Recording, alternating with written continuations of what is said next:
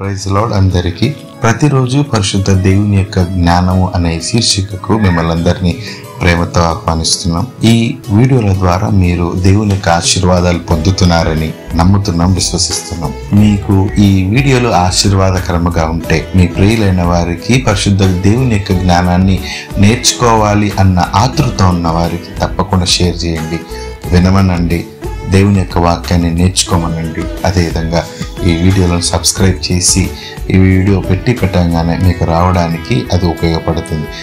ఈ దేవుని యొక్క లేఖనాల్లో నుంచి అనేకమైన విషయాలు మనం గతంలో నేర్చుకున్నాం. దేవుని యొక్క ప్రేమ, దేవుని యొక్క స్వరూపము, దేవుడు జ్ఞానం ఇచ్చాడు మనిషికని, దేవుడు మనిషికి నేర్చుకునే విధానాన్ని, ఆలోచన శక్తిని ఇచ్చాడని నేర్చుకున్నాం, దేవుడు గాలిని ఇచ్చాడని నేర్చుకున్నాం. మరి ఈరోజు ఒక ప్రాముఖ్యమైన విషయాన్ని మనము నేర్చుకునే ప్రయత్నం చేద్దాం.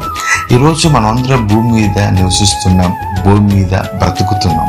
దేవుడు ఈ భూమిని కలగజేశాడని ఎంతమందికి తెలుసు? దేవుడు ఈ భూమిని మనిషికి ఉపయోగపడే విధంగా దేవుడు ఈ భూమిని సృష్టించాడు, నిర్మించాడు. ఈ భూమి మీద మనం బ్రతుకుతున్నామంటే కేవలం యేసుక్రీస్తు ప్రభువు ప్రేమించి భూమిని ఇవ్వడం ద్వారా మనందరం కూడా సురక్షితంగా ఉంటున్నాం. ఆదికాండం 1వ అధ్యాయంలో భూమి మీద వృక్ష ఫలములు రావడానికి, గడ్డి రావడానికి, అనేకమైన చెట్లు రావడానికి, చెట్లు మొలిపించమని దేవుడు భూమికి ఆజ్ఞాపించాడు. ఆ విధంగా మనిషికి ఉపయోగపడే విధంగా ఈ భూమిని సృష్టించాడు. అంత మాత్రమే కాదు, ఈ భూమికి ఇంత వేగం తిరగాలని కూడా ఆయనే నిర్ణయించాడు.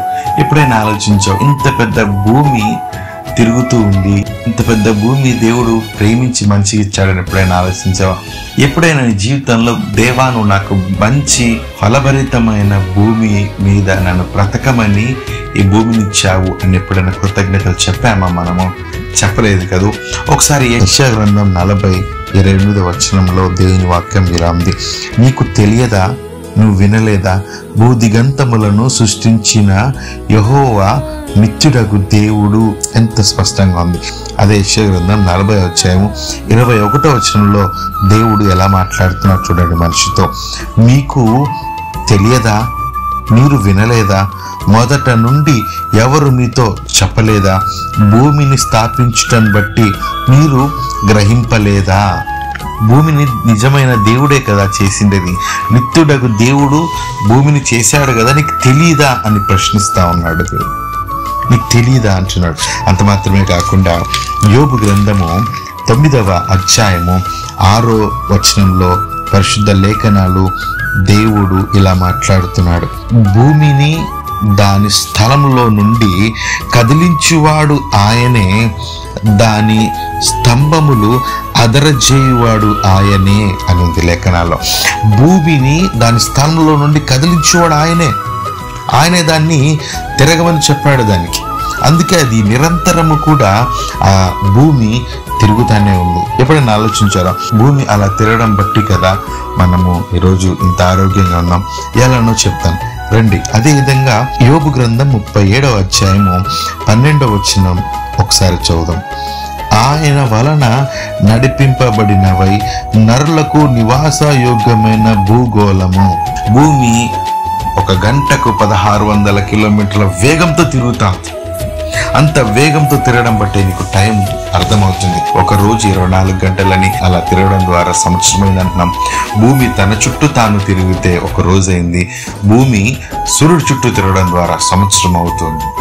ఎంత వేగంతో భూమి తిరుగుతుందంటే భూమి సృష్టించినది మొదలుకొని ఇప్పటి వరకు కూడా అంత వేగముతో తిరుగుతున్న భూమి ఏ రోజు కూడా ఆయన వలన నడిపింపబడినది కనుక అది ఏ రోజు కూడా ఆయన మాట ధిక్కరించలేదు. ఏ రోజు కూడా ఒక క్షణము కూడా ఆగిపోకుండా, ఒక క్షణము కూడా అలసిపోకుండా, కొద్దిగా వేగంగా తిరగడం లేదు, కొద్దిగా ఆలస్యంగా తిరగలేదు. దానికంటూ ఇంత వేగంతో తిరగాలని దేవుడు దానికి ఆజ్ఞాపించాడు. ఆ విషయాలు బైబిల్లో ఉన్నాయి. ఎంత ప్రేమిస్తున్నాడు దేవుడు భూమిని నీకు ఇవ్వడంలో. దేవుని యొక్క ఉద్దేశం ఏంటంటే భూమి ద్వారా నువ్వు వ్యవసాయం నేర్చుకున్నాడు మనిషి, పంటలు పండిస్తూ ఆహారాన్ని పొందుతున్నాడు భూమి ద్వారా. దేవుడిచ్చిన భూమి ద్వారా భూమిలో అనేకమైన ఖనిజాలు, లవణాలు దొరుకుతున్నాయి, అనేకమైన వాయువులు దొరుకుతున్నాయి. బొగ్గు, బంగారము, వెండి, ఐరన్ ఇవన్నీ భూమి లోపల దొరుకుతున్నాయి.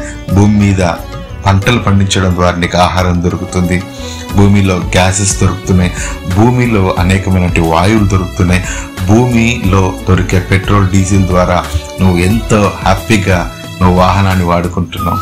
ఇలా నీకు అన్నిటికీ ఉపయోగపడే విధంగా దేవుడు భూమిని ఇచ్చాడు అని ఎప్పుడైనా నువ్వు ఆలోచించావా? ఇంత వేగంతో తిరుగుతున్నా కూడా ఏ రోజు కూడా అది అలసట అనలేదు.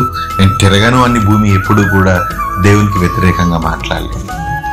దేవుడు నిన్ను ప్రేమిస్తున్నాడు అని చెప్పడానికి అనేకమైనటువంటి నిదర్శనల్లో ఇది కూడా ఒకటి. ఆలోచించావా ప్రియుడా? దేవుడు గాలినిచ్చి భూమినిచ్చి నిన్ను ఎంత ప్రశాంతమైన వాతావరణంలో జీవించమన్నాడు. ఎందుకు ఇంత వేగంతో తిరుగుతున్న భూమి కనీసం నీకు కదులుతున్నటువంటి ఆ వేగం కూడా నీకు అర్థం కాకుండా దేవుడు భూమిని నిర్మించాడు. వేగంతో తిరుగుతున్న భూమి ఎప్పుడైనా నేను పడేసిందా? ఎప్పుడైనా దారి తప్పిపోయిందా? భూమి నిర్మించడంలో నీకు ఇవ్వాలని భూమిని, సూర్య చంద్ర నక్షత్రాలను, గాలిని, చెట్లను, జంతువులు అన్ని మొలిపించిన తరువాత చిట్ట చివరి రోజు మానవుడిని నిర్మించి ఇదిగో ఈ భూమి అని ఆదాము చేతిలో పెట్టాడు. ఎంత గొప్ప దేవుడు! మానవుడికి దేవుడిచ్చిన గొప్ప వరాల్లో ఈ భూమి ఒకటి. దేవుడు నజరేయుడైన యేసుక్రీస్తు ప్రభువారు మనిషిని ప్రేమించే విధానంలో ఎంత గొప్పగా ప్రేమిస్తున్నట్టుందంటే మనం నువ్వు ప్రేమిస్తున్నావు. ఒకసారి ఆలోచించు నా ప్రియ యవ్వన జనాంగమ్మ. ఈ వీడియో ద్వారా ఈ మాట వింటున్న నీవు ఎప్పుడైనా థ్యాంక్ యూ చెప్పావా? తండ్రి నాకు ఇంత గొప్ప భూమిని ఇచ్చాడు, ఎప్పుడైనా థ్యాంక్ యూ చెప్పావా? ఆయనకు కృతజ్ఞతలు చెప్తాను. వింటున్న మిమ్మల్ని ప్రభువైన యేసుక్రీస్తు మిమ్మల్ని మీ కుటుంబాలు దీవించుగాక. ఆమేన్.